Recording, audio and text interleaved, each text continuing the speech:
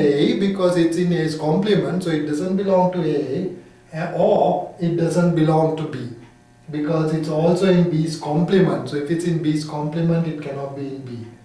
And now I can use the De Morgan's law that we saw earlier in proving statements, and I can from this statement infer that because these are two logically equivalent statements.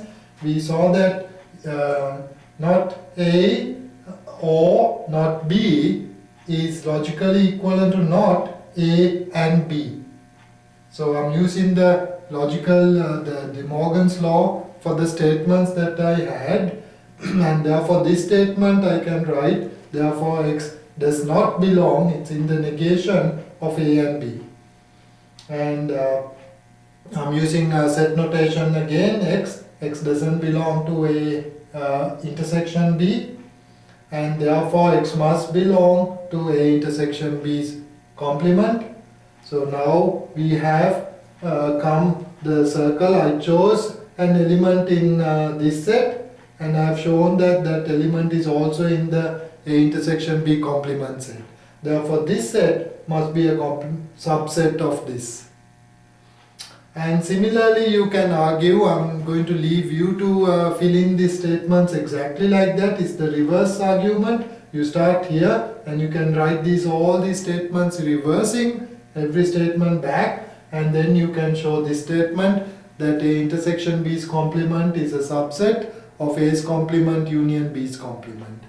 And using these two statements 1 and 2, we can infer the equality because that's the set equality definition, and we have this proposition. That's the proof of the definition.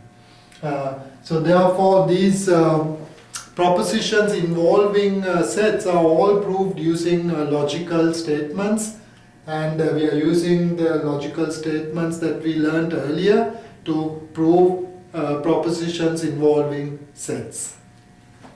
The last topic we are going to discuss in today's lesson is functions, and you're already familiar with this, so we can get through this quickly. What is a function? A function is a rule. So it's just a rule that assigns numbers to numbers in a unique way. So we are only interested in functions which map numbers. So for example, here is a rule, add 5. That's a rule, and for us it defines a function because if you take 1, it will get mapped into 6, and if I take -3, it will get mapped to 2. So this is a rule that assigns numbers into numbers. So it's a function, and we will write this function usually using letter x. So x goes into x plus 5, or you would be more familiar with this rule written fx equals x plus 5. That's the add 5 function. Here is a second example, square it. So that will, under this rule, number 3 will go into number 9, number -3 will also go into number 9, and we'll write it like that or like this. You are familiar with the notation of functions, so that's those define functions for us. And functions are connected to sets because a function maps a first set called the domain, that's to a second set called the codomain. So that's what a function does. It takes numbers in a collection into numbers in another collection. So this rule is the function. So you can see a diagram. This is a domain, this is some collection of numbers, and there is another codomain, another collection of numbers, and the rule maps numbers from this into that. And we write df for domain, and that you can think of as the input numbers of the function to the rule. Those are the numbers that's input. We usually write x for those, and then the function will take this x and give you something on the other side in the codomain, and those are the output numbers, and we write them y. So if I take this function square it function fx equals x square, domain is all real numbers and codomain is all real numbers again. And we can also define a third set associated with a function called the range. So we have domain, which is the input, codomain, which is the output, and then there is also another set called the range. It's a function, range of a function is a subset of the codomain, and the range is all the values for this function, which is y is bigger than equal to 0. So for example, in this diagram here in the corner, you will see that the domain, that's your domain. So all the x values are in your domain, and the range is, that's your range, all the y values, that's the range. So the y values become the range, and the x values become your domain. So often we don't really worry about the codomain. We will talk about the domain and the range. Range is also called the image of the function. So we will work with domain and range often, but codomain is the set that we are looking at. Right, next what we want to do is look at algebra of functions. This is what we do in mathematics. We looked at numbers. What do you do with them? You add them, subtract them, multiply, divide them. We looked at statements. What do we do with statements? We combine them with the connectives and, or, not, if and, if then, and if and only if. Then we looked at sets, and what do we do with sets? We can take union, intersection, difference. So these are the operations we define on sets. Now we are looking at yet another thing in mathematics, functions. And what can we do with functions? We can do 5 things with functions. We can add them. So suppose we have 2 functions, fx equals x square and gx equals sin x. I can define a third new function, a sum function, and that's given by this rule. You will see that that's neither x square nor sin x, it's the sum function. We can add them and get a new function. We can subtract, we can multiply and get the product function. We can divide and get the quotient function. Be careful with division. The denominator cannot be equal to 0. With division you have to always be careful.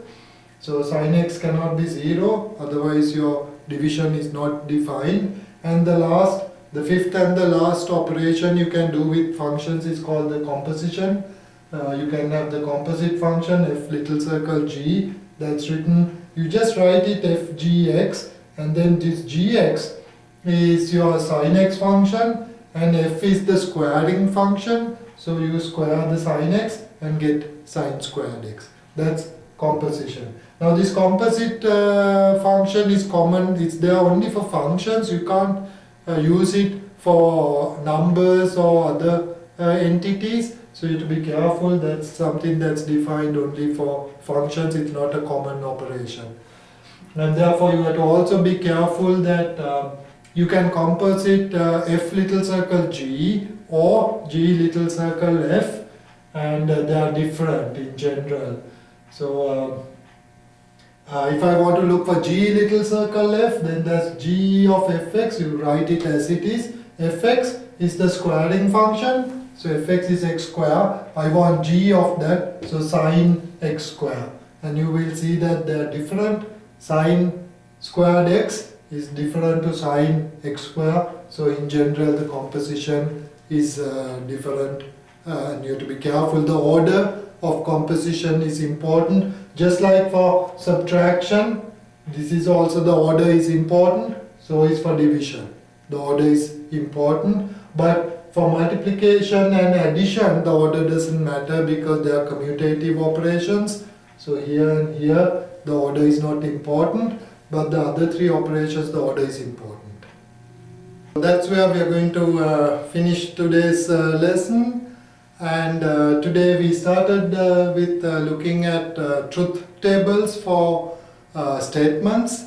And we have 5 connections: and, or, if then. This is our implication statement, if and only if, and not.